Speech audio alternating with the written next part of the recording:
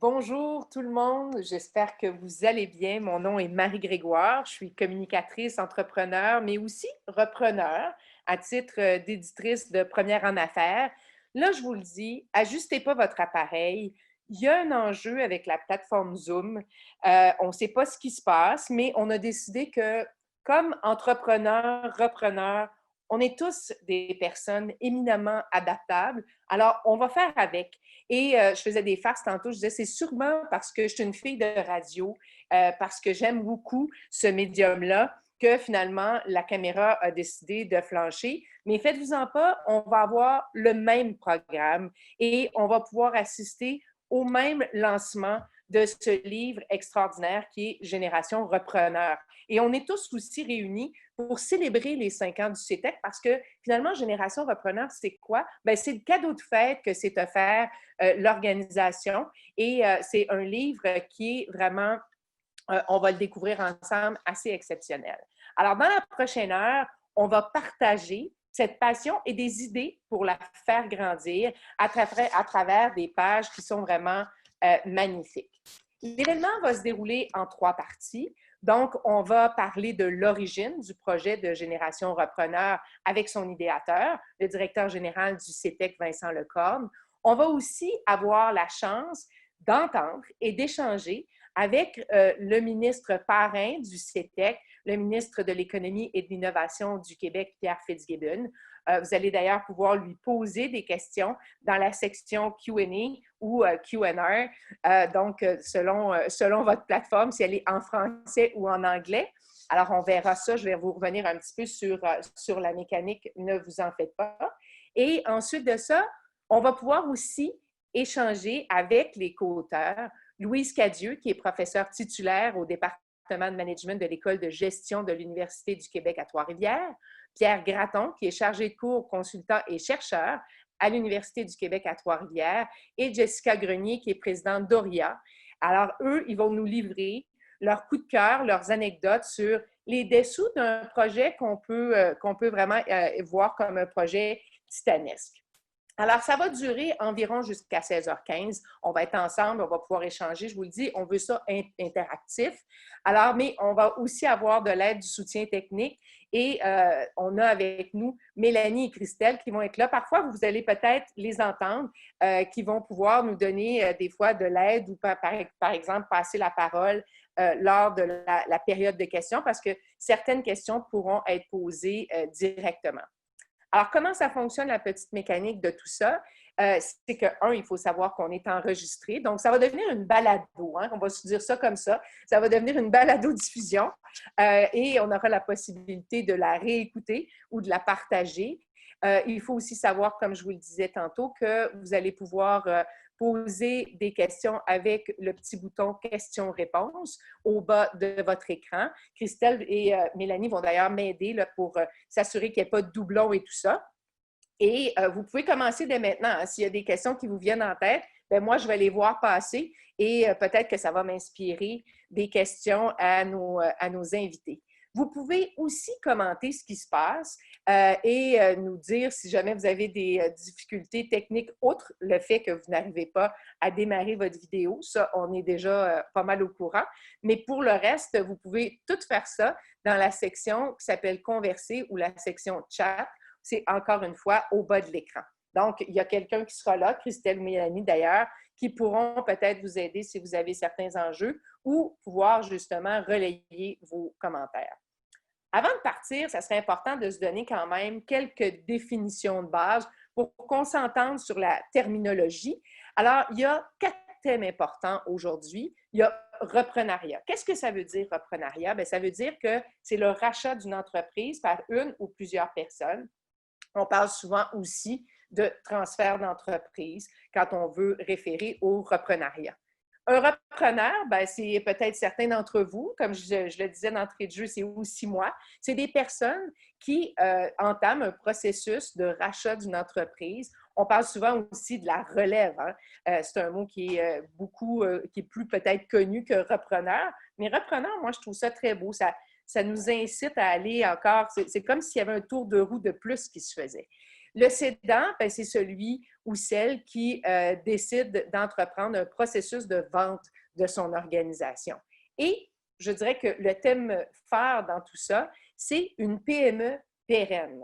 Ben, c'est quoi une PME pérenne? Ben, c'est une entreprise qui, au cours de son histoire, va préserver l'essentiel de son identité basée sur des valeurs fondamentales et qui va progresser grâce à sa capacité dynamique. Alors, de belles définitions ici qu'on s'est données pour pouvoir échanger ensemble. Quand j'ai parlé avec Vincent, donc l'idéateur de ce projet-ci, la première fois, il me faisait remarquer que 5 ans, parce que c'est ce qu'on fait, hein, les 5 ans du CETEC, pour une organisation qui œuvre en développement économique, ça veut dire beaucoup. Pourquoi? Parce que c'est souvent l'âge qu'on donne à la maturité d'une entreprise. On dit que si une entreprise passe à travers les 5 premières années, bien, l'avenir s'annonce pas mal prometteur. Ça veut dire qu'on grandit sur des bases solides. Hein? Alors, comme je le disais, il porte en lui cette vision du reprenariat qui prend aujourd'hui la forme d'un magnifique volume qui est à la fois, et ça c'est important de le dire, c'est un bel objet, c'est un conseiller, c'est une formation et c'est un outil de réflexion. Alors, tout ça ensemble, hein, c'est ce que c'est Génération Repreneur. J'ai le plaisir d'aller rejoindre celui de qui l'idée est venue, comme je vous le disais tantôt, Vincent Lecorne, directeur général du CETEC. C'est un beau grand jour pour vous. Assurément, Marie, vous avez bien raison. C'est un grand moment. On avait hâte que ce moment arrive. Alors, même s'il n'y a pas l'image, au moins il y a le son et c'est un très grand moment et une grande fierté pour nous quatre, les 4 co-auteurs. Oui. Ben, je comprends ça. Et d'où vous est venue cette idée-là de développer un outil comme ce livre-là?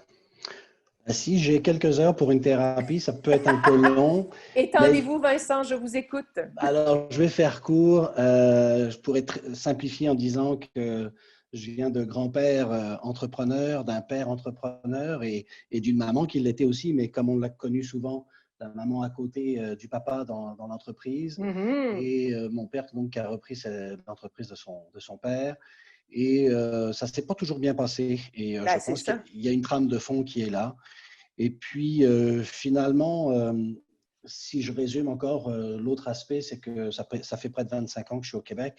Mais quand je suis venu au Québec, ce qui m'a marqué dans mes études en France et après au Québec, à l'Université de Trois-Rivières, c'est vraiment cette personne phare pour l'entrepreneuriat qui est Paul Arthur Fortin, qui évidemment a écrit des livres de référence pour ce qu'on appelle maintenant la culture entrepreneuriale, l'essaimage. Et je me suis toujours dit que si le CETEC devait franchir un certain nombre d'étapes, on se devait nous aussi de produire un document de référence pour aider à la fois la connaissance sur le repreneuriat, mais évidemment aider les entrepreneurs.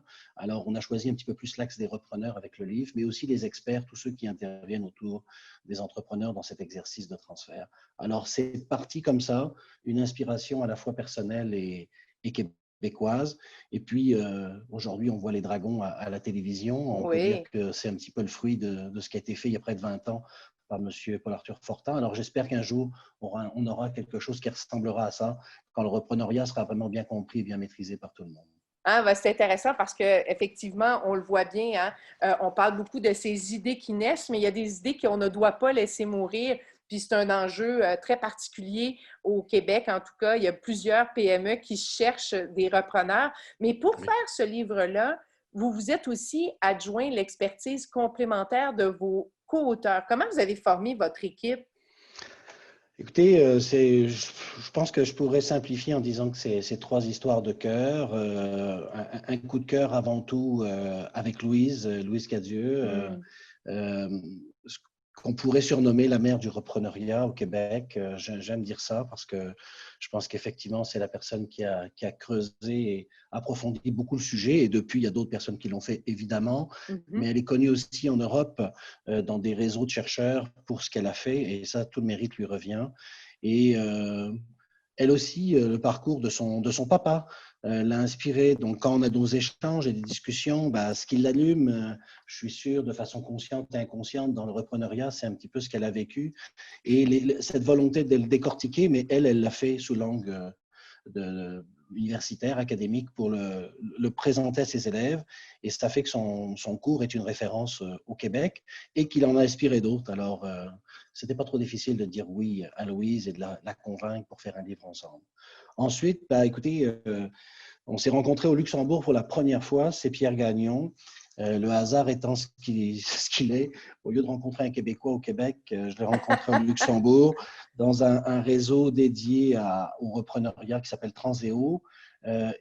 Pierre m'a subjugué par sa présentation et nos discussions après m'ont confirmé la pertinence de ce qu'il avait fait, notamment sur la négociation où il est venu démystifier cet aspect qui est extrêmement complexe pour un acheteur de bien saisir les subtilités de cet exercice face à son vendeur. Et Pierre a accepté de nous aider dans la conception du livre, mais surtout en nous partageant son analyse de cet exercice de négociation. Alors, c'est une première. Le livre bénéficie de cette première présentation sur la négociation. Alors, c'est un grand coup de cœur avec Pierre aussi. Je ne vous parle pas de nos petits verres de vin échangés en France ensemble ou ces choses-là, mais c'est… Mais c'est ce qui fait les meilleurs livres, finalement. Voilà, c'est ça, des belles discussions avec Pierre. Et puis ensuite, le troisième coup de cœur, c'est facile, c'est Jessica, évidemment. Jessica, une femme formidable, de très terrain, qui accompagne des entrepreneurs, spécialiste de la relève familiale, mais aussi quelqu'un qui a travaillé à la Fondation d'entrepreneurship sur la culture entrepreneuriale, comme par hasard, à l'école entrepreneurship de Beauce, où on sait que c'est une école de référence pour les entrepreneurs de demain. Et puis, plus récemment, chez Alias, avec Serge Beauchemin. Donc, une femme de contenu, d'expérience, puis surtout avec cet axe sur l'accompagnement. Et avec Louise, ça nous était apparu, autant il y a l'écosystème qui est important, le parcours, la négociation avec Pierre, mais avec Jessica, l'accompagnement, on avait la quadrature du cercle un petit peu. Et ça, on s'en est rendu compte à la fin de nos 4 parties où on a travaillé de concert, mais on s'est rendu compte qu'on avait même développé un modèle. Alors ça, c'est aussi la performance d'avoir quelqu'un comme Jessica qui nous a amené dans une approche aussi pédagogique pour à la fin avoir ce modèle de référence. Alors voilà les 3 coups de cœur. Ça s'est fait assez naturellement et avec Louise, on était… moi, je n'étais pas capable de signer ce livre-là tout seul. Je n'aurais pas été capable de l'écrire tout seul. Je pense que Louise non plus. Et nous deux, ça ne suffisait pas. Donc, c'est sûr qu'à 4 ans, on a fait un travail de référence comme je le souhaitais. Exceptionnel. Ouais. Exceptionnel. Oui, puis on va les rencontrer tantôt, donc un peu plus tard dans cette rencontre-ci. Je suis curieuse de savoir parce que, donc, je vous sens, je vous sais habité par cette passion du reprenariat. L'idée de faire un livre, l'idée de mettre le reprenariat en bon québécois sur la map. Mais l'objectif, parce que je le disais tantôt, hein, c'est un conseiller. Quand on le parcourt, là, le livre, là, on se rend compte qu'il y a beaucoup, beaucoup de conseils. Il y a même des tests qu'on peut faire. C'est un outil de référence. C'est beaucoup de choses à la fois. C'était quoi votre objectif de mettre tout ça ensemble? Je vous dirais qu'à un moment donné, on s'est dit qu'on voulait faire un livre qui ne se lit pas. Ben, c'est ça. Parce qu'on savait que produire un livre aujourd'hui, c'est pas évident. Et puis, en même temps, les gens prennent des notes, veulent des vidéos, etc. Donc, on s'est dit, il faut quelque chose de pratico-pratique, quelque chose qui se feuillette. On lit quelques sections, on prend des notes. Donc, un choix de papier où on peut écrire dessus. Beaucoup d'endroits où il y a des exercices où on peut appliquer ce qu'on vient de lire. Beaucoup d'inspiration, des témoignages. Et vous savez, on est 4 co-auteurs, mais dans les faits, il y a près de 60 collaborateurs du Québec, des experts dans tous les domaines, des témoignages d'entrepreneurs. Donc, on voulait aussi que ce soit une inspiration pour que les gens prennent des notes. Et puis, bien honnêtement, il y a un livre qu'on avait en tête aussi, qui nous inspirait beaucoup. C'est le Canva du BMG, le Business Model Generation. Là, donc, ce modèle de plan d'affaires qui se tient en une page, oui. où on gribouille un petit peu ses idées sur des post-it et tranquillement, notre plan d'affaires prend forme. Alors, l'idée du livre, c'est un petit peu ça. C'est un livre de chevet, certes, mais c'est, comme vous l'avez dit, c'est un conseiller. C'est un outil de référence vers lequel on peut prendre des notes. C'est ça. Et qu'on soit repreneur, même cédant, donc ça peut nous servir évidemment. Et puis, comme expert intervenant en développement économique, ben là aussi, on peut puiser des outils, des idées pour faire des bonnes interventions. Vous nous avez un peu soufflé la réponse, mais je me disais, est-ce que ça aurait pu être aussi un outil numérique? Parce que vous parlez beaucoup d'écrire, de prendre des notes, de laisser, dans le fond, maturer certaines idées. Est-ce que ça aurait pu être la même chose en numérique? Oui, ça aurait pris sûrement encore un petit peu plus de temps parce qu'il faut l'aborder sous un autre angle. Mhm. Mais c'est vrai qu'on voulait quelque chose qui marque et qui reste. Le livre est un petit peu moins de 100 $, il pèse près d'un kilo. Oui. C'est vraiment un livre dense. On s'est dit qu'en mode numérique, prendre les mêmes notes surlignées de la même façon, c'est peut-être pas si évident, surtout pour un livre de près de 400 pages. Alors, puis c'était ça, là, on voulait rassembler des connaissances aussi, ramasser beaucoup de choses. Donc, on trouvait qu'en mode numérique, c'était peut-être pas la meilleure idée au départ. Par contre, si ce livre a un certain succès, ce qu'on souhaite tous, évidemment, On vous le souhaite, oui. après, on regardera peut-être une autre version en mode numérique, etc. Mais Oui, qui pour pourrait être l'instant, les livres, interactive, hein, qui pourrait voilà, c'est donc ça. prendre une autre forme. Là. Ça serait presque une formation interactive qui Voilà. pourrait évoluer avec nous, là. Exactement. Ça serait l'idéal. Et la pandémie a beaucoup de défauts, mais elle a la qualité de pouvoir nous amener à penser les choses autrement. Alors, je pense que ça peut être une excellente avenue pour la suite. Oui. Ah, ben Vincent, on a déjà donc d'autres projets ensemble. C'est vraiment extraordinaire. Moi, j'aime ça beaucoup. Alors, là, on a mis la table. Puis, un peu plus tard, dans notre rencontre, on aura la chance aussi d'échanger avec vos co-auteurs et de parler un peu de contenu. Parce que déjà, il y a des questions qui commencent à émerger. Il y a des gens qui nous demandent des références au niveau des bureaux d'avocats. D'autres nous demandent s'il y a des cours universitaires. Et on a de la visite même qui nous écoute de l'Europe. Ça veut dire que ça fait des petits, tout ça. Et donc, on vous lit. On sait que vous êtes là et on est très, très content que vous soyez là. Et nous, Vincent, ben, on continue la conversation un petit peu plus tard. Merci beaucoup. Merci à vous, Marie. L'autre personne qu'on aimerait beaucoup entendre sur le reprenariat, c'est évidemment le ministre qui est parrain du CETEC, le ministre de l'Économie et de l'Innovation du Québec, Pierre Fitzgibbon, qui est avec nous. Bonjour. Bonjour, Mme Grégoire. Bonjour, ça me fait plaisir de pouvoir échanger avec vous sur ce thème-là qui est le reprenariat. On va vous laisser dire quelques mots, mais après ça, on aura la chance d'avoir des questions qui vont venir des participants, mais aussi, j'en ai quelques-unes pour vous, puis j'ai très hâte de vous entendre. Merci beaucoup encore une fois. Mes salutations à Vincent Lecorne, avec qui j'ai l'occasion souvent de discuter, puis vous, Mme Grégoire aussi. Alors, bonjour à toutes et à tous. Bien, encore une fois, merci pour cette belle invitation qui m'offre une occasion privilégiée d'échanger avec vous tous. Je dois avouer que j'étais honoré qu'on m'ait demandé de signer la préface du livre qui est lancé officiellement aujourd'hui. Je veux féliciter le CETEC et les co-auteurs du livre pour avoir réalisé un bel ouvrage de référence. Une des grandes forces du Québec, évidemment, réside dans le génie, dans la créativité des entrepreneurs. Le Québec peut compter sur une économie dynamique. C'est à cause de ces hommes et de ces femmes qui prennent des risques, qui créent des entreprises, qui concrétisent leur vision. Pour tout entrepreneur, il vient un temps où il faut penser à transmettre ce patrimoine. Et le vieillissement de la population constitue un enjeu de société bien réel qui pose des défis particuliers pour la reprise d'entreprise. Génération Repreneur, c'est un ouvrage que je considère comme essentiel car souvent trop peu d'entrepreneurs envisagent le reprenariat comme un vrai projet d'affaires. Ça devrait être plus le contraire, alors qu'on dit souvent que 72% des chefs de PME comptent passer le flambeau dans les 10 prochaines années. Il y a donc d'énormes possibilités d'affaires intéressantes à l'horizon. Génération Repreneur regroupe des outils et des conseils pratiques pour ceux et celles qui souhaitent céder ou reprendre les rênes d'une entreprise. C'est une mine de renseignements très précieuse. Comme société, on doit se doter de mécanismes et de mesures pouvant faciliter la transmission du patrimoine entrepreneurial.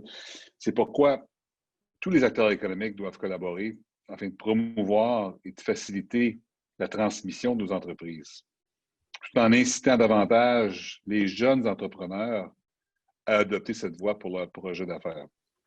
C'est dans cette optique que le gouvernement a mis en place le Fonds de transfert d'entreprises du Québec, ce qu'on appelle le FTEQ, qui permet aux repreneurs d'obtenir du financement à des conditions avantageuses.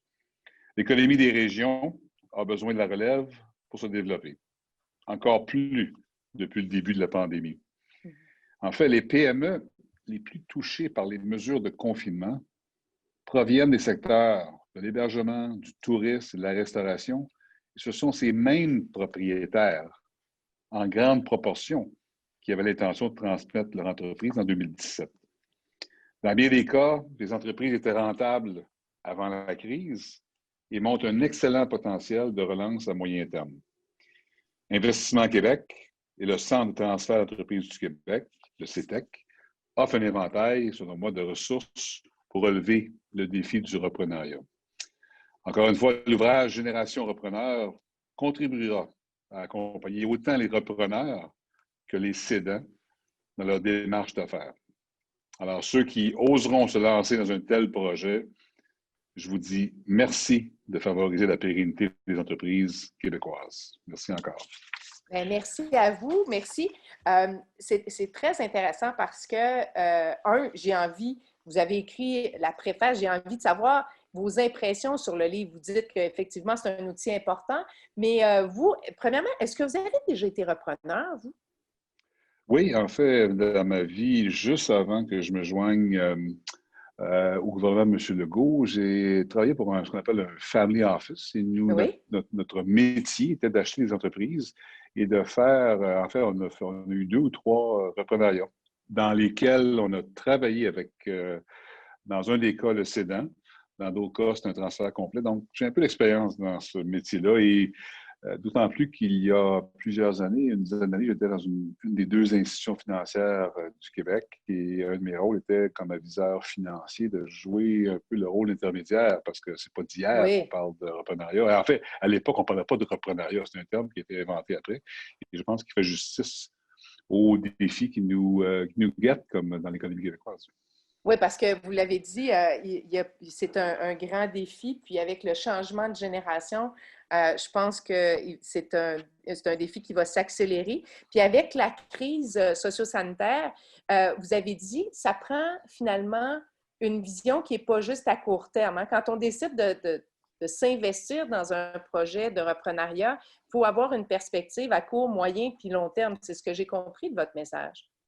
Oui, puis je pense que, tu sais, on parle beaucoup au Québec des sièges sociaux. Demain, je vais faire une motion pour à l'Assemblée nationale où je pense que, oui, le gouvernement peut jouer un rôle, mais soyons honnêtes, le vrai rôle pour la pérennité des entreprises, ce sont les propriétaires. Je pense que c'est important qu'on inculque au Québec le sentiment de la pérennité. Puis moi, je crois beaucoup que ça va passer par encourager nos jeunes à s'en en affaires, encourager nos jeunes à étudier en entrepreneuriat. On voit les écoles d'entrepreneuriat, celui de la Beauce, évidemment, était la première école. Il y en a d'autres qui ont été ouvertes depuis par le gouvernement. Alors moi, je pense que c'est notre rôle comme gouvernement de stimuler que les jeunes deviennent des repreneurs. Et comme ça, on va s'assurer d'une pérennité québécoise de nos entreprises que j'appellerais de nos icônes.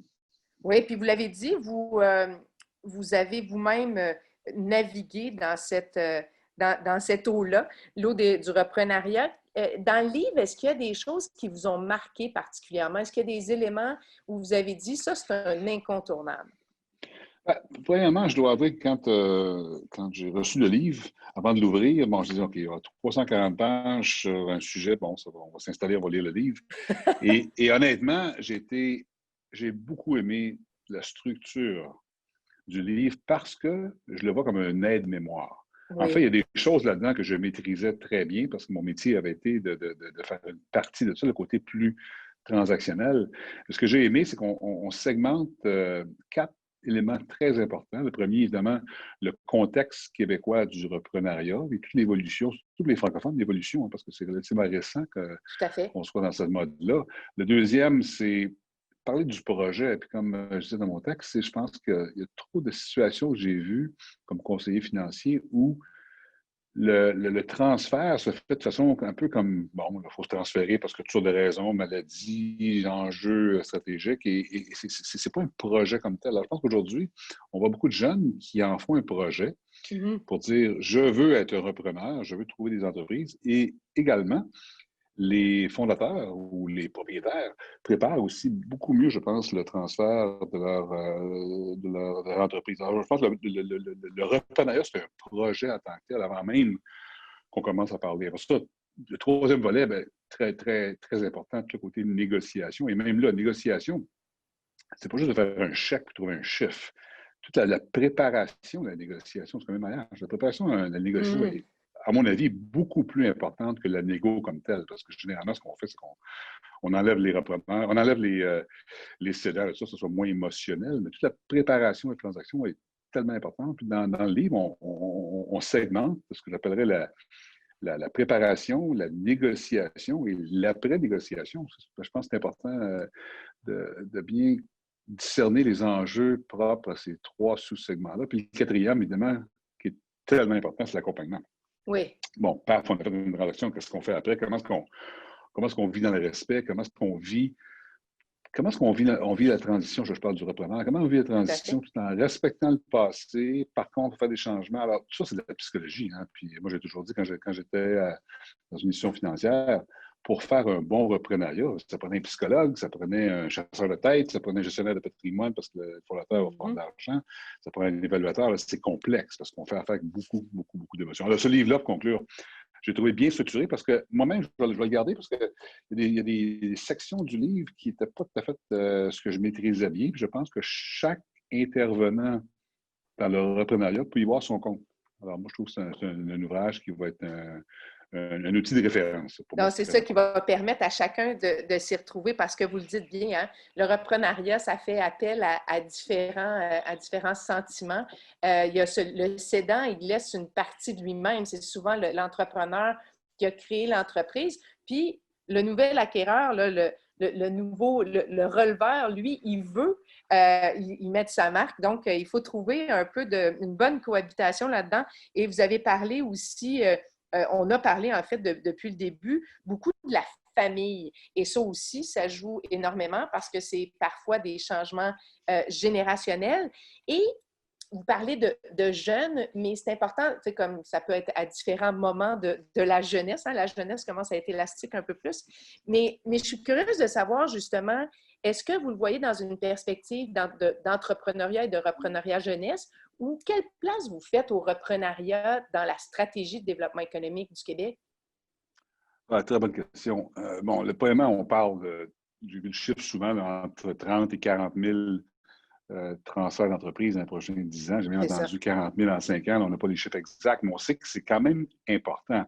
On parle probablement là, de 15 à 20 du tissu des sociétés du Québec qui vont changer de main.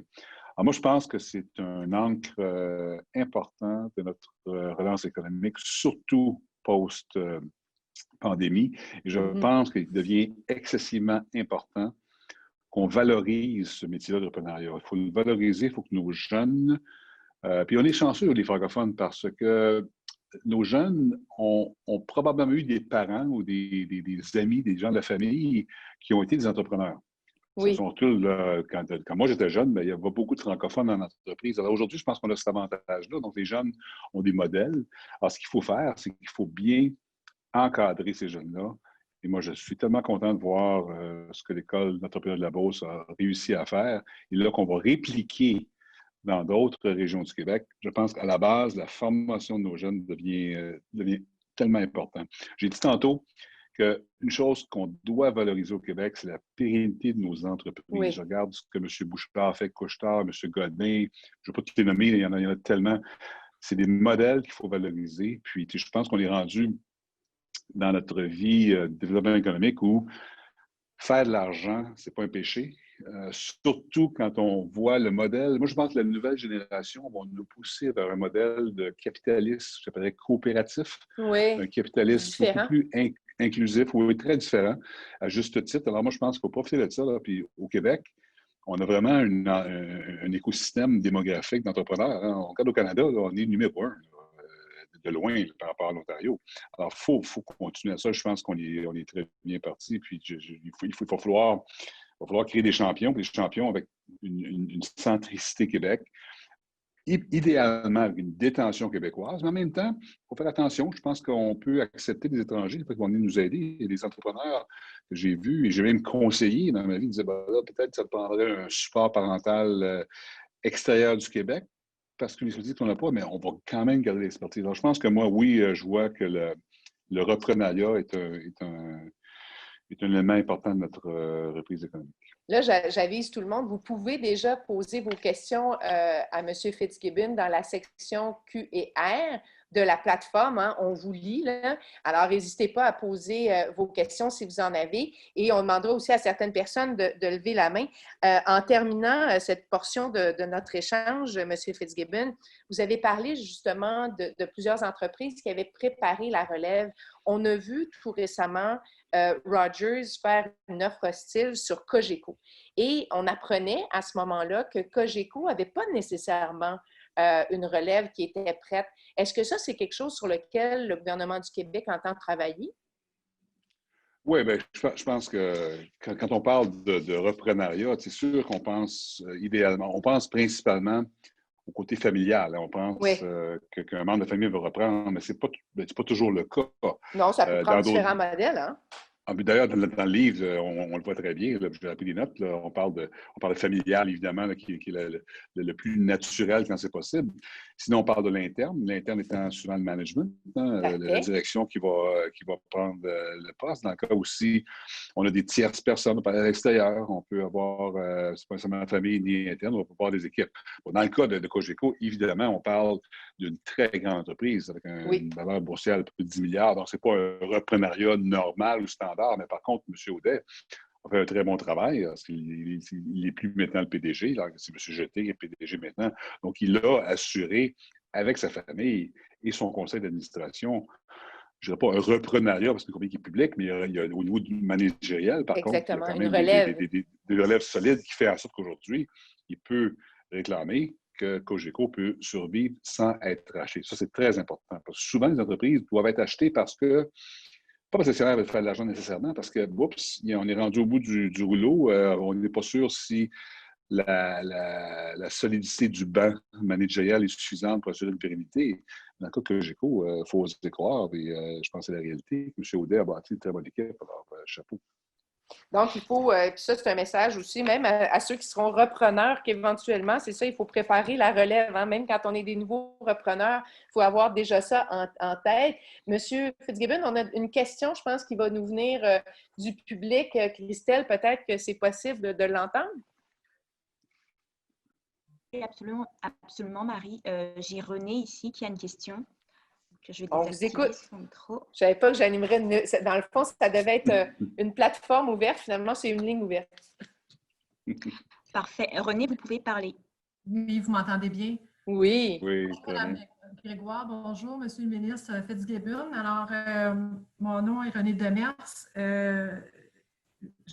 J'entends ce que vous dites concernant effectivement le reprenariat. Je suis une relève moi-même. La question qui me vient à l'idée aujourd'hui, c'est vraiment concernant les petites entreprises, les PME qui aujourd'hui sont déjà ils ont déjà engendré le transfert, sont déjà probablement dans un transfert peut-être de 2 ans, 3 ans, qui va bientôt se terminer.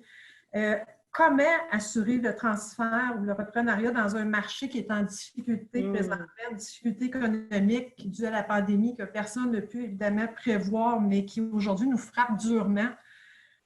Est-ce que vous pensez qu'il y a des dangers de perdre ces transferts-là qui sont en cours au détriment de fermeture d'entreprises? Vous avez un bon point. Puis, vous avez un bon point. Je pense qu'il y a 2 volets. Le premier volet, c'est qu'on ose croire, et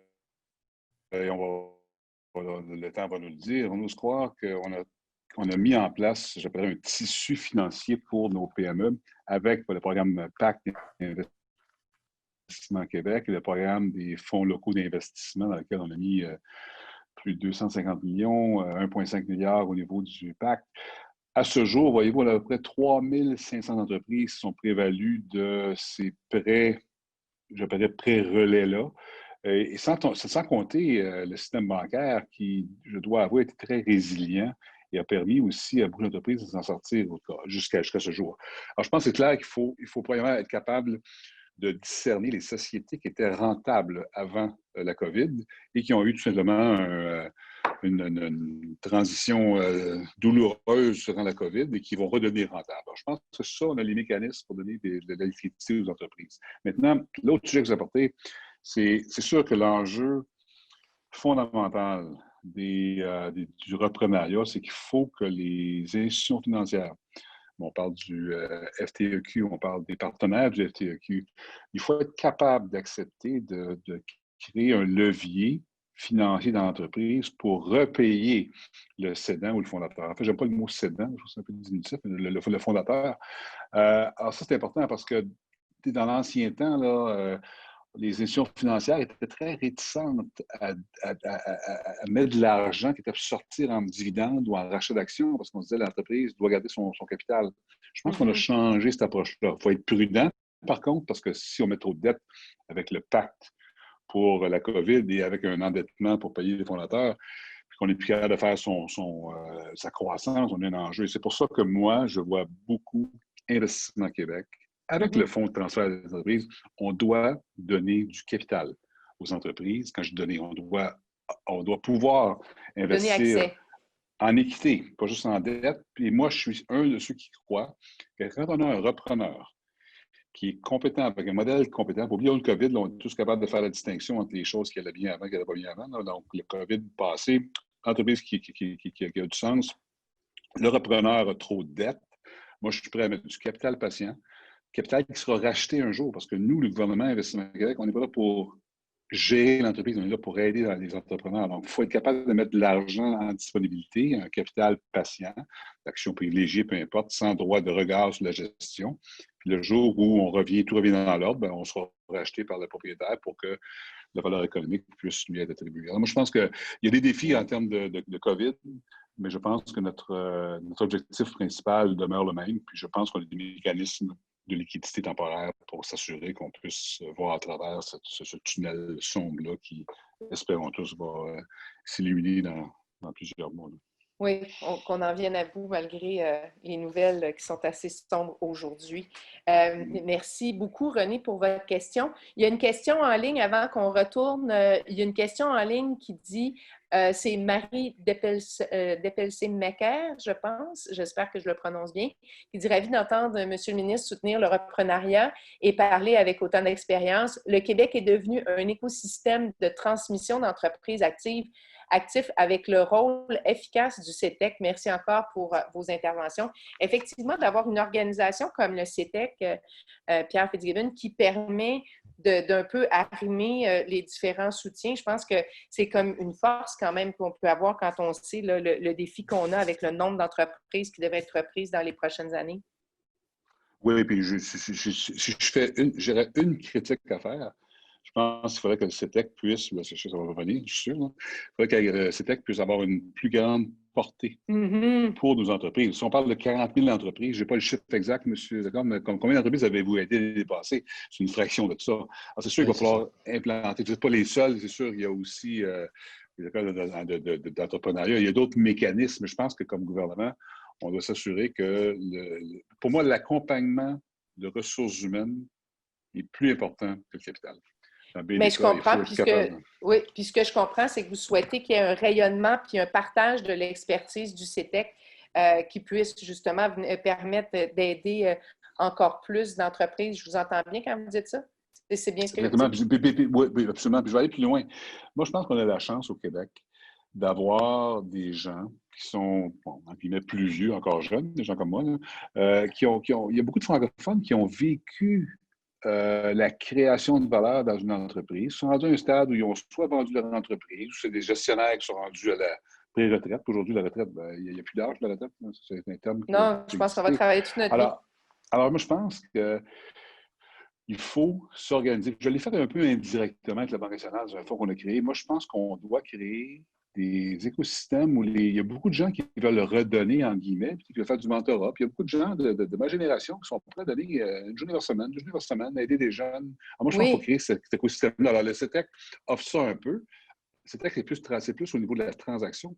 Mais moi, je pense qu'il faut aussi identifier des gens, les francophones, qui sont capables de supporter nos jeunes, puis de pouvoir rester là, puis qui ne sont pas une menace, hein, parce que c'est toujours le danger. Hein. On ne voit pas une grand-mère, là, ou un beau-père ou une belle-mère le lundi matin, mais là, d'avoir des gens qui ont l'expérience. En politique, on parle de belle-mère en entreprise. Je ne sais pas comment on les appelle. C'est la même chose, c'est la même chose. Alors, je pense qu'il faut être capable de prendre ces gens-là et de les mettre à contribution. Puis je pense qu'il y en a plusieurs intéressés à faire ça. Alors, moi, je pense que ce texte, ça pourrait être un autre élément de développement qu'on pourrait regarder dans les prochaines années. Oui, ben, effectivement, je pense que ça prend... on parle beaucoup de sponsors, de mentors, mais on a besoin de gens pour nous aider à grandir quand on fait nos premiers pas en entrepreneuriat. Christelle, je pense qu'on a une autre question de la part de notre public. Oui, nous avons une question de Madame Tsuga. Bonjour. On vous écoute. Vous êtes là? Est-ce que ça fonctionne, Christelle? Oui. Madame Tsuga, est-ce que vous pouvez parler? Oui, est-ce que vous m'entendez bien? Ah, là, on vous entend, c'est mieux. Allez-y, à vous la parole. Bonjour, Monsieur le ministre. Alors, donc, je suis Véronique Touga. Je suis présidente de groupe Cambly. Nous, on est manufacturier de véhicules blindés. Et je suis aussi une fière ambassadrice du CETEC. Et bon, j'ai toutes sortes d'autres rôles, comme étant fondateur aussi du pôle d'innovation en sécurité publique et civile, InnoSecure. Puis je suis très, très impliquée dans le développement économique de ma région. Tout ça pour dire que moi aussi, j'ai vécu une transition comme René. Je suis la troisième génération de mon entreprise. Et dans le cas de Cambly, ça a pris 10 ans. Le transfert a pris 10 ans. Je regarde vos statistiques, les statistiques qui sont portées à notre attention, donc 15 à 20 qui vont changer de main ou 72 des chefs d'entreprise dans les 10 prochaines années. C'est ce que je retiens. J'aurais comme plusieurs questions à vous poser, mais est-ce que vous anticipez, comme la pénurie de main-d'œuvre, une certaine crise du reprenariat? Parce que valoriser, c'est changer aussi la culture là, de la société. Hein? On veut devenir entrepreneur dans notre société. Je regarde mon expérience, ça a été douloureux, mais ça a bien fonctionné, mais ça a pris 10 ans. Là, je trouve qu'il est minuit moins une, puis les statistiques nous disent qu'on va avoir un petit problème tantôt. Est-ce que vous anticipez une crise? Puis comment on va s'y prendre pour être capable de justement là, valoriser là, plus rapidement cette culture de l'entrepreneuriat-là? Puis comment on peut s'en servir aussi en faisant une offensive là, dans la crise? Pourquoi on n'utiliserait pas la crise actuelle on n'utiliserait pas, dans le fond, la crise actuelle ou le reprenariat pour faire une relance économique, faire une offensive? Donc, c'est comme plein de questions. Là, non, mais je comprends. Moi, je comprends bien ce que vous dites. Là. Ce que vous voulez, c'est qu'on se serve de la crise actuelle pour faire du judo, puis peut-être accélérer la fibre entrepreneuriale, puis la fibre reprenariale qu'on a au Québec. Est-ce que quand je vous parlais de la stratégie économique du développement ou la stratégie du développement économique du Québec, M. Fitzgibbon, est-ce que ça, c'est quelque chose qui est sur votre écran radar, justement, cette accélération-là dans un contexte de crise? Elle l'était, mais je pense que je trouve Mme Touga un excellent point. Dans le cas de pénurie de main-d'œuvre qualifiée, il faut voir, faut voir très rapidement au niveau. Puis moi, je pense qu'un des problèmes qu'on a au Québec, je le dis à plusieurs reprises, c'est le manque d'adéquation entre l'éducation supérieure et les besoins d'entreprise. Bon, je ne parle pas juste des PhD et des MBA, là, je parle même des écoles techniques. Je pense que ça, là, avec Mme McCann, on en a parlé beaucoup depuis quelques temps. Je pense qu'il y a un énorme travail à faire. Puis M. Boulay, au niveau du travail, oui. on veut mettre de l'effort là-dedans pour mieux comprendre les besoins. Oui, on a besoin. Moi, je pense qu'on manque de femmes, par exemple, au niveau scientifique pour aller dans l'intelligence artificielle. Oui. On manque peut-être un peu d'entrepreneurs, parce que vous avez raison, si on parle de 30 000 entreprises qui changent de main dans les prochains 10 ans, c'est 30 000 repreneurs, pas moins 60 000, parce qu'il faut souvent être 2-3 pour faire le reprenariat. Alors, c'est clair que, il faut commencer par la formation. Moi, je crois que pas démographie, mais l'écosystème des Québécois, nous sommes, de par notre petitesse, 8 millions, 8,5 millions par rapport à 300-400 millions de nous autres, on s'est toujours battu, entre guillemets, je dis ça positivement. Alors moi, je pense qu'on a une fibre de gens qui sont prêts à prendre des risques, on a une fibre de gens qui sont prêts à se battre. Alors moi, je pense qu'il faut faire un meilleur travail. Il n'est pas si pire déjà, un meilleur travail de valoriser l'entrepreneuriat, tout en s'assurant aussi qu'on va avoir des gens qui vont être des ingénieurs, qui vont être aussi des gens qui vont faire l'intelligence artificielle. Je pense qu'un n'exclut pas l'autre. Alors, ça passe par l'éducation.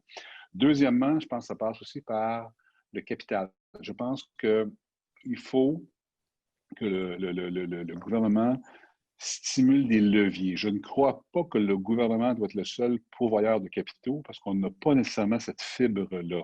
Mais moi, j'ai dit tantôt, là, puis je me répète, on a un bassin énorme d'entrepreneurs québécois qui ont entre 55 et 70 ans, qui ont encore de l'énergie, qui ont encore du temps, qui veulent aider. Et ces gens-là, il faut les mettre à contribution. Soit qu'ils vont enseigner à l'école d'entrepreneuriat, soit qu'ils vont mettre un peu de capital, soit qu'ils vont me donner du temps. Et ça, je pense que le maillage entre cette démographie-là, parce que là, on parle de tout le monde qui veut vendre, mais les gens qui vont vendre, là, ben, il y a encore du temps, ils sont encore intelligents, ils sont encore capables de travailler. Peut-être qu'on échange de place, là, par contre, parce qu'il n'y a rien de pire à avoir une belle-mère, mais moi, je pense qu'on a beaucoup de talent. D'ailleurs,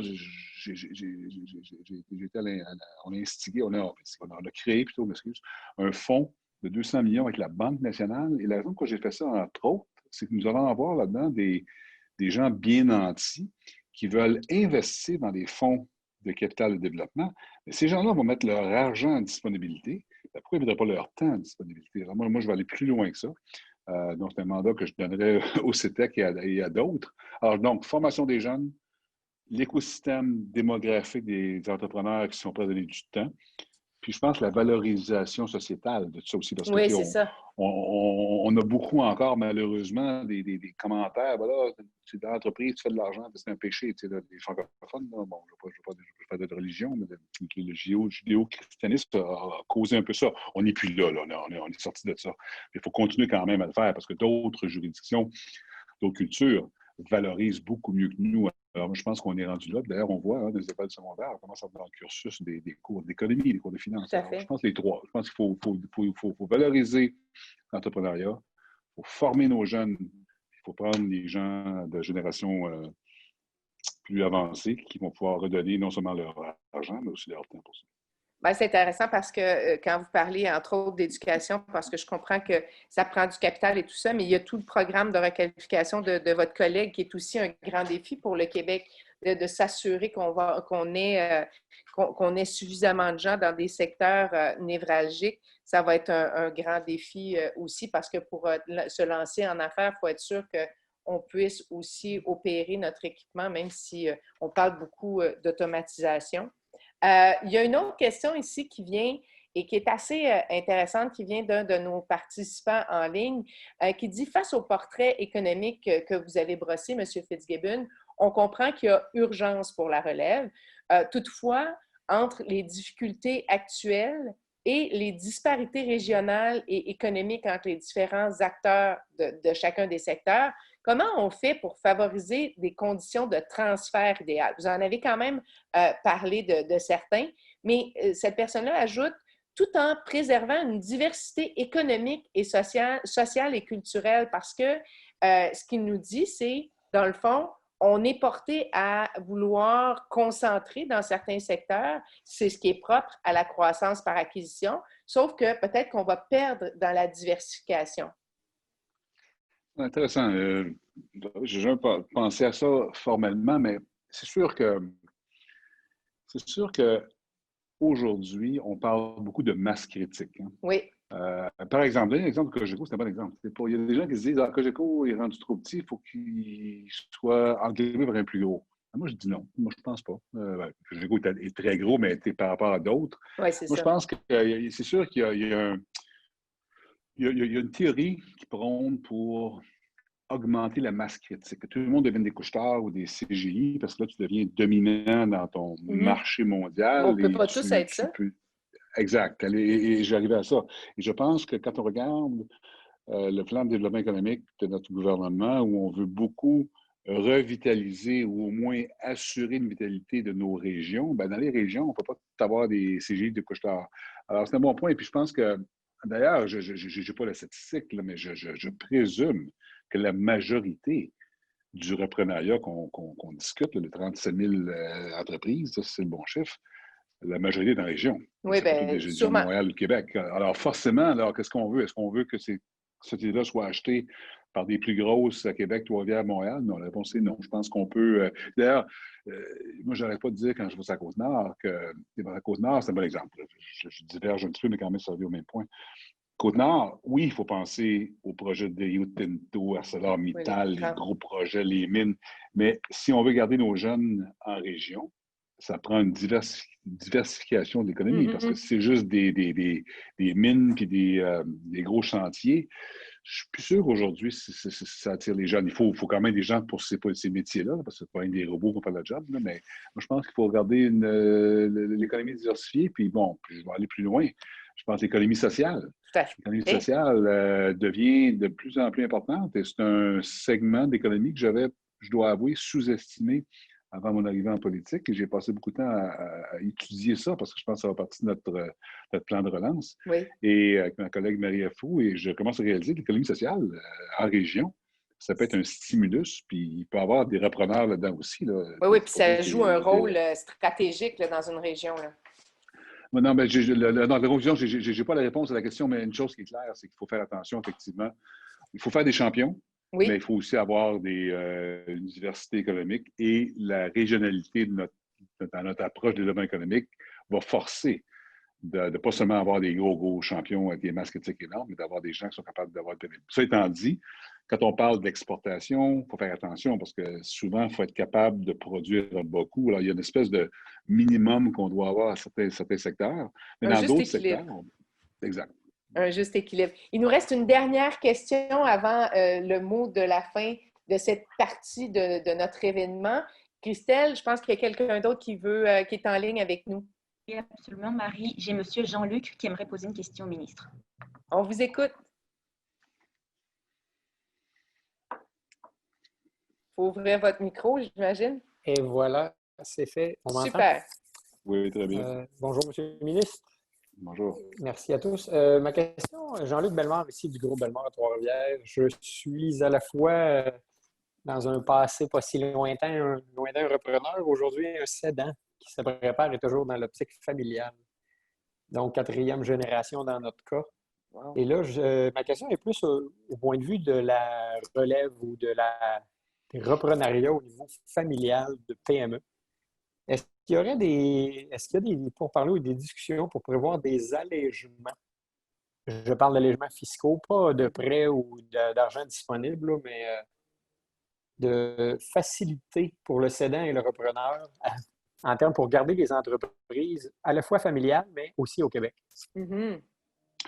Écoutez, c'est une question qui ne date pas d'aujourd'hui. Hein. C'est une question qui est très d'actualité. D'ailleurs, il y avait eu un fameux rapport qui avait été écrit à l'époque par M. Claude Séguin, tout le monde se rappelle de M. Séguin, sur les sièges sociaux largement définis. Et là-dedans, on avait dit, bon, pour regarder ces sièges sociaux, peut-être qu'il faudra avoir de la réglementation au niveau de l'AMF pour empêcher les offres hostiles, qu'on a vu récemment.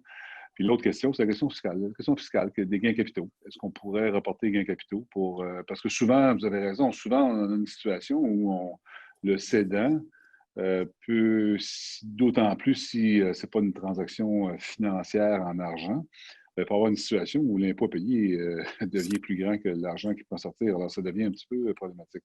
Écoutez, c'est une discussion dans le cadre des sièges sociaux. Le maintien des sièges sociaux au Québec, c'est une discussion que j'ai présentement avec le ministre des Finances, M. Girard.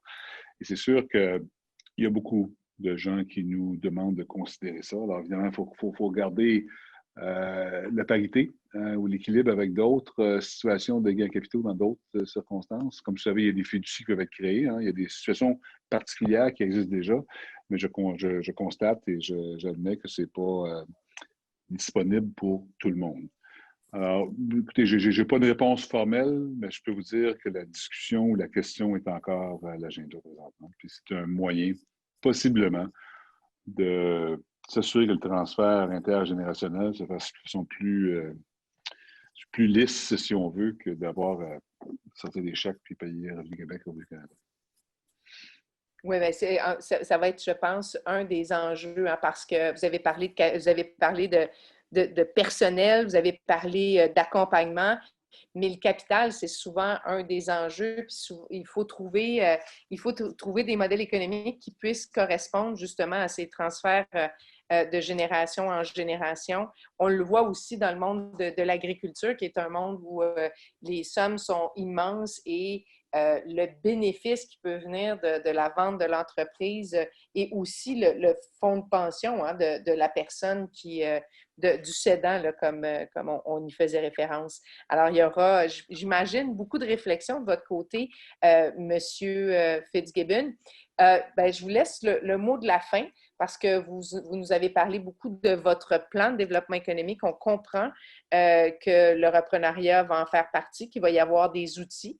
Il y aura peut-être de l'accélération aussi de certaines mesures, de certains accompagnements, mais il y a encore pas mal de travail à faire, je pense. Oui, écoutez, le mot de la fin, je pense que beaucoup a été dit, puis je suis toujours stimulé par questions, commentaires comme on a aujourd'hui, des gens qui sont préoccupés par le même enjeu. Je vous dirais que je pense que comme gouvernement, on est très bon, je suis sûr, mais on n'est pas capable de tout faire tout seul. Puis d'ailleurs, j'ai pris des notes de commentaires là, qui ont été très pertinents. Alors moi, j'enverrais plus la balle. Les gens au téléphone ou les gens présents aujourd'hui ont tous un intérêt, que ce soit comme cédant, repreneur, aviseur, peu importe. Alors moi, je suis ouvert, puis peut-être par le CETEC, c'est la meilleure conduite. Je suis très ouvert à ce qu'on continue à réfléchir. Parce que le rôle du gouvernement, c'est pas de faire les choses, c'est de stimuler de la courroie de transmission. Puis moi, bon, j'ai la chance d'avoir été de l'autre côté de la clôture, je peux dire. Alors, je suis conscient un peu des enjeux, mais je ne les connais pas tous. Alors moi, je suis ouvert à recevoir tout commentaire positif, constructif, pour qu'on puisse s'améliorer. Mais définitivement, comme j'ai dit tantôt, s'il y a 20% des entreprises québécoises qui vont changer de main les prochains 10 ans, c'est clairement un pilier important de l'économie. Et à défaut d'avoir la relève, à défaut d'avoir les repreneurs qui vont être compatibles avec les cédants, ça c'est très important, ça va forcer des ventes. Puis quand on fait des ventes tierces parties, ça peut être correct des fois, ça peut être pas correct d'autres fois, mais la problématique, c'est que là, on perd beaucoup de la continuité parce que souvent, une vente forcée, ça amène un nouveau propriétaire qui peut rapidement faire fi du passé et changer ça. Alors, pour moi, de ne pas être capable de bien meubler, si on veut, le Québec de bons repreneurs, ça va être probablement une problématique en termes de détention de société, de société au Québec. Donc, je suis ouvert à toute nouvelle proposition. Mais on apprécie énormément. Puis là, vous aurez maintenant un outil de plus dans votre sac à offrir à tous ceux qui pensent reprendre ou à tous ceux qui ont des enjeux de reprenariat parce qu'il y a maintenant ce livre dont vous signez la préface qui va servir d'outil de réflexion à ceux qui auraient peut-être, qui regardent ça quelque part, le goût, mais qui ne sont pas trop sûrs d'être outillés. Mais je pense qu'à la lecture des quelques plus de 300 pages qui ont été écrites dans ce cadre-là, je pense qu'ils vont avoir tout ce dont ils ont besoin pour être bien sûr d'arriver avec une idée qui sera bien mijotée. Merci beaucoup, Pierre Fitzgibbon, d'avoir été avec nous. Ça fait plaisir. Merci beaucoup. Merci, à la prochaine. Alors, on poursuit maintenant avec nos co-auteurs parce que, évidemment, Vincent l'a dit d'entrée de jeu, ça prenait des complices extraordinaires pour colliger cette mine d'informations. Alors, on rejoint à l'instant Louise Cadieux, qui est professeure titulaire au département de management de l'École de gestion de l'Université du Québec à Trois-Rivières, Pierre Gratton, qui est chargé de cours, consultant et chercheur à l'Université du Québec à Trois-Rivières, et Jessica Grenier, qui est présidente d'Auria, qui rejoignent Vincent Lecorne. Alors, vous êtes tous là? Oui. Un beau oui en cœur, là, comme vous avez écrit ça, à combien? Ça fait combien? Ça fait 8 mains. Hein? Oui, à 8 mains. Donc, j'ai envie, premièrement, de vous féliciter pour ce livre-là, que, comme je le disais, c'est non seulement une belle brique à laisser sur le coin d'une table, parce qu'il est très, très beau, mais c'est aussi une source incroyable d'informations. Puis on l'a bien vu avec la discussion avec le ministre, on en a besoin de sources d'information, de réflexion, parce que le défi est grand. J'ai envie de peut-être faire un petit tour avec vous et que chacun, vous puissiez me dire parce que le ministre nous l'a dit, nous l'a confié, il a appris des choses en lisant le livre. Est-ce que vous avez découvert des choses en mettant votre savoir en commun? Je vais commencer avec vous, Louise. Oui, en fait, ça fait 25 ans, moi, que je travaille là-dessus, hein, sur le repreneuriat familial, externe, interne. Et grâce à la collaboration que j'ai eue avec Jessica, Vincent, Pierre, j'ai découvert l'approche, en fait, j'ai découvert l'écosystème repreneurial. Pour moi, ça a été ma grosse découverte. Toute la notion de culture entrepreneuriale avec le grand R. En fait, nos discussions nous ont menés à développer ce petit modèle-là qui est pour moi le fondement de l'ouvrage. C'est pas plus compliqué que ça. Le format de l'ouvrage, hein? Oui, c'est ça. Et pour vous, Pierre? Bonjour. Bonjour. Bonjour. Pour moi, la grande découverte, c'est que, un peu dans le même sens que Louise, en fait, que tout ce qu'on discute là-dedans, tout ce qu'on présente là-dedans est intimement imbriqué. Et puis, bien qu'on l'ait définitivement séparé en 4 sections, le tout se fait de façon pratiquement simultanée. Et il faut justement toujours conserver une vue globale tout au long du processus. Mais ma plus grande découverte est probablement qu'on n'a pas fini de découvrir sur le repreneuriat de la transmission reprise en général. Ah oui, je pense que vous avez tout à fait raison. Il y a beaucoup d'angles à observer, à étudier et à comprendre parce que je dirais que de toute façon, chaque expérience est assez unique. Jessica, de votre côté? Oui, bonjour Marie, bonjour tout Bonjour. le monde. Alors, moi, ce que j'ai vraiment découvert ou en tout cas ressenti, c'est que l'essence du repreneuriat est définitivement collective. Et le fait qu'on ait coécrit aussi, c'est très cohérent avec cette grande découverte-là. On a parlé des différents mécanismes avec le ministre pour stimuler cette fameuse culture repreneuriale. Ça va prendre une force d'impact, ça va prendre plusieurs personnes, en fait, qui vont mettre l'épaule à la roue si on veut avoir une offensive plus grande.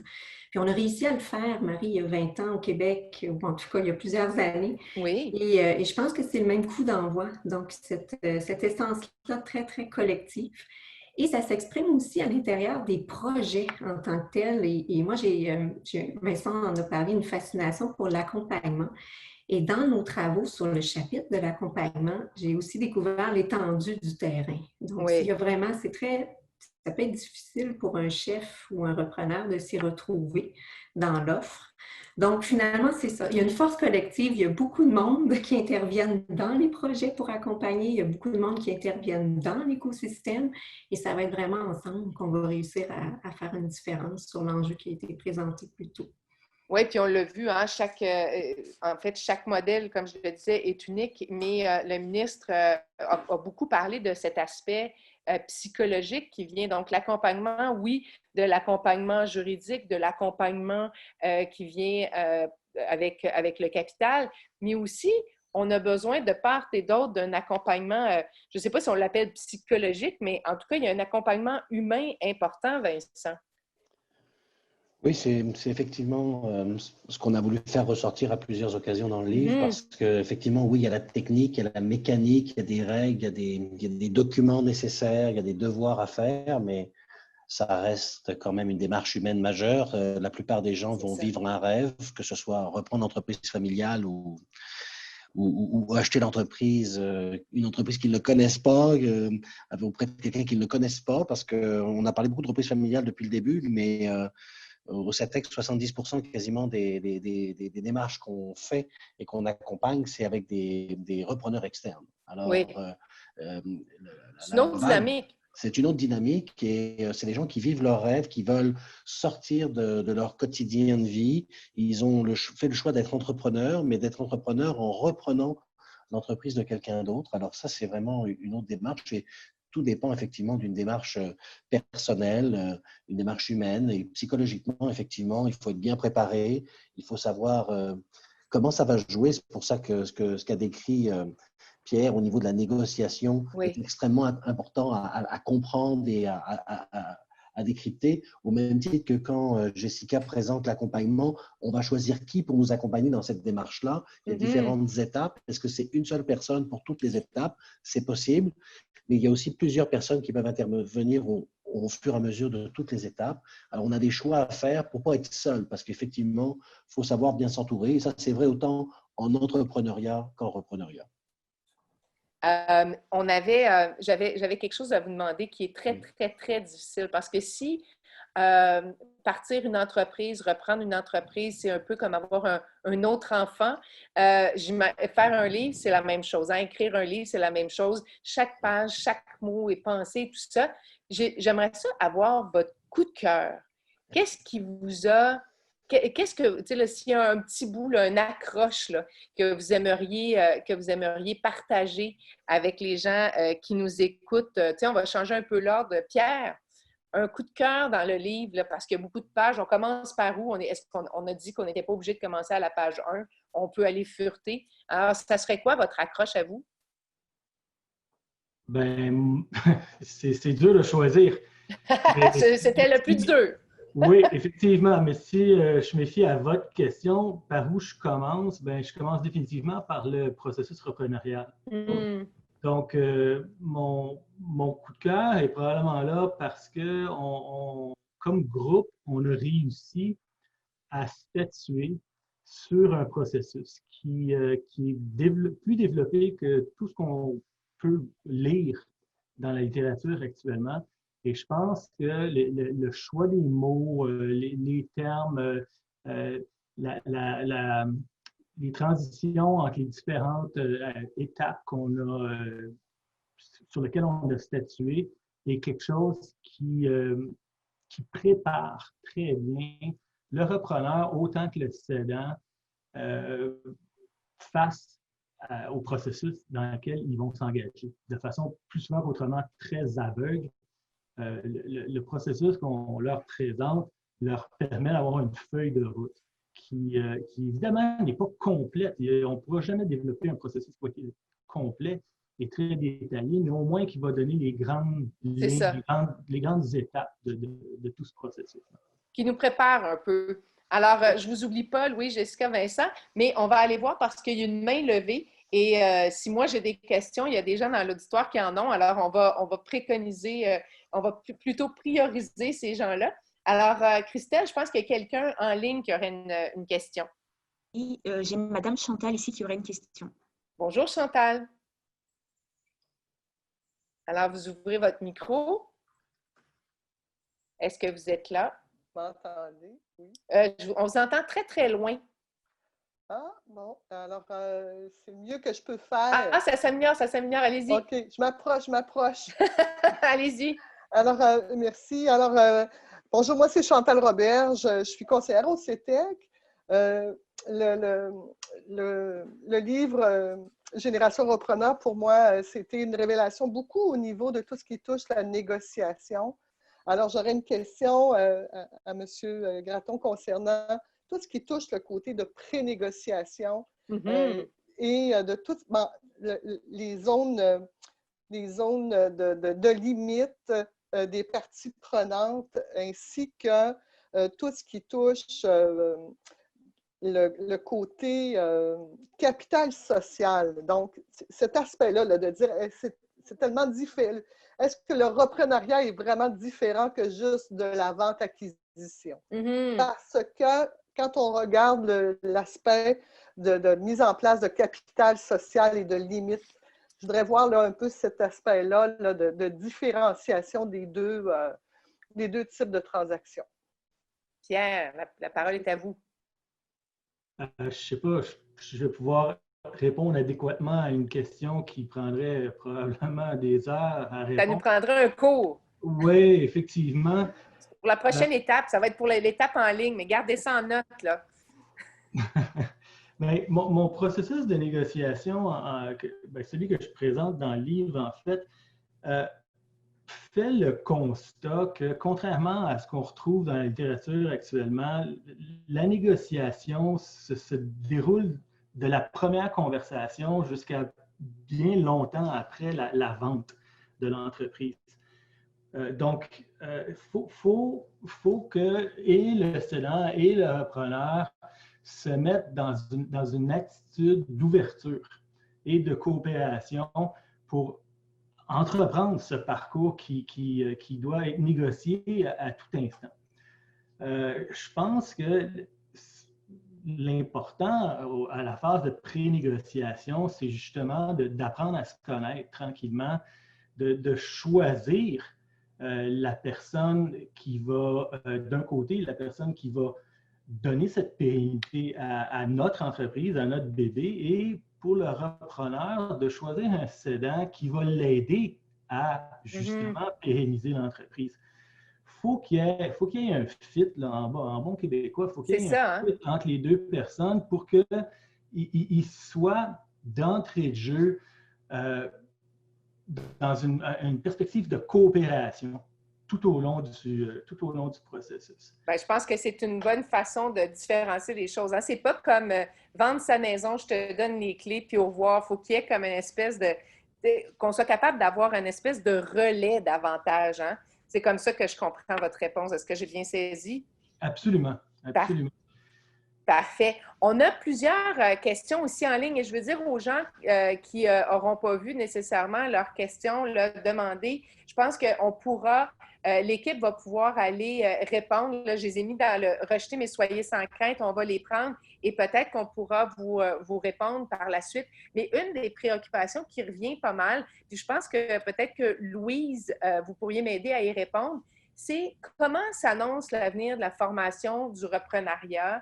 Est-ce qu'on met assez d'importance sur la formation au niveau du reprenariat? Moi, je dis, le livre, c'est une formation en soi, mais est-ce qu'on devrait mettre, dans le fond, davantage d'efforts en matière de formation?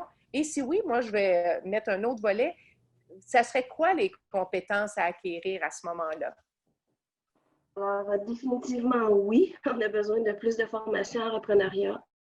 Quand j'ai parlé de la culture entrepreneuriale avec le grand R, en fait, c'est ça qu'il faut faire. Oui. Il faut amener dans tous les programmes en entrepreneuriat, parce qu'il y en a beaucoup de programmes en entrepreneuriat dans les cégeps, les écoles primaires, en fait, à tous les niveaux. Mais peu abordent le reprenariat. C'est comme si l'entreprise devait mourir. Alors qu'on dit non, il faut inculquer à la fois aux jeunes entrepreneurs qui créent de toutes pièces la philosophie de pérenniser son entreprise et il faut à la fois sensibiliser les jeunes à la reprise d'entreprises existantes. Et ça ne se fait pas assez. C'est un petit volet oublié. En fait, très humblement, à l'UQTR, on est le seul programme en entrepreneuriat qui offre le cours obligatoire pour les étudiants en entrepreneuriat. Oui. Alors, sinon, ils ne suivent pas. Alors, oui, et les compétences sont un petit peu plus aiguisées qu'un créateur de toutes pièces parce que les compétences humaines du repreneur doivent être très particulières dans la mesure où il va gérer des personnes qu'il n'a pas embauchées lui-même. Oui, il va intégrer des réseaux avec lesquels il va être mal à l'aise. C'est vraiment complexe comme compétences, puis c'est des compétences de haut niveau qui sont recherchées chez les repreneurs. Ah, mais je pense qu'effectivement, quand on y pense, hein, on prend plus que le bébé de quelqu'un d'autre, hein, on prend l'héritage de quelqu'un pour essayer de le faire grandir davantage.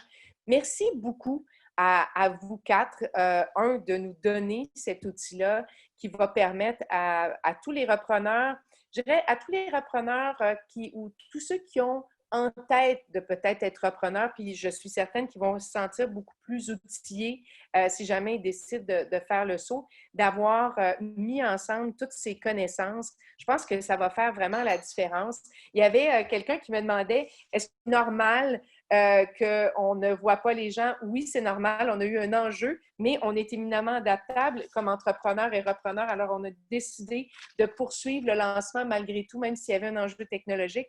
Alors, on a dit que c'était plus une balado-diffusion qu'on se faisait qu'un événement de lancement vidéo. Alors, là-dessus, c'est pas votre technologie qui fonctionne pas, c'est la technologie en général. Alors, je voulais seulement le mentionner. Alors, Louise, Pierre, Jessica, Vincent, je vous souhaite longue vie pour Génération Repreneur. Et il y avait une question qui était tout à fait pertinente, qui était, bien, où est-ce qu'on l'achète, ce livre-là? Eh bien, ce livre-là, on l'achète en ligne. Comme dans tout bon lancement, d'ailleurs, il y a une offre pour les 50 premières personnes qui vont se procurer le livre. L'expédition va être gratuite, puis c'est pas rien, hein, parce que c'est un livre de poids. On parle d'1,30 kg d'expertise, bien mis en page, bien imprimé. Alors, c'est pas rien. Et il y a un rabais supplémentaire de 10 qui va être ajouté. Donc, vous allez voir d'ailleurs, n'oubliez pas de faire une petite capture d'écran. Vous voyez actuellement la diapo où figure toute l'information du site où vous pouvez vous procurer le livre et les différentes offres qui y sont associées. Alors, moi, je veux vous remercier d'avoir été là, d'avoir été patient, parce que malgré nos enjeux technologiques, vous avez été non seulement patient, mais présent par vos commentaires, par vos mains levées, par vos questions. Je crois que finalement, on peut dire quand même mission accomplie parce que le but, c'était ça, hein, d'engager la discussion autour du reprenariat et de s'assurer que cet outil, Génération Repreneur, prenne vie, puisse vivre par lui-même et c'est maintenant fait. Alors, je vous remercie beaucoup, beaucoup. Et comme je vous le disais, c'est un bel objet, mais c'est aussi un conseiller, une formation, un outil de réflexion et ça va en faire une ressource indispensable pour les gens qui veulent conseiller, des gens qui veulent reprendre, des gens qui pensent à reprendre, des gens qui pensent à céder. Je pense qu'il y en a vraiment pour tout le monde là-dedans. Alors, merci à tous, merci à toute l'équipe, merci à Christelle et à Mélanie qui ont permis d'organiser cet événement-là et à vous tous qui y avez participé. Et comme je vous le disais, les questions qui restent en attente pourront sans doute être répondues sur la plateforme web ou peut-être différemment. Mais sachez que ces questions-là étaient toutes pertinentes et on aurait bien aimé. Il y aura peut-être un autre forum, un autre événement où ce sera possible justement d'échanger là-dessus. Alors encore une fois, merci d'avoir été là et à bientôt. Merci beaucoup, Marie. Merci. À bientôt. Au revoir. Merci, Mme Grégoire. Au revoir. Au revoir. Merci. Au revoir. Au revoir. Merci beaucoup. Au revoir. Au revoir. Juste, hein, pour partir.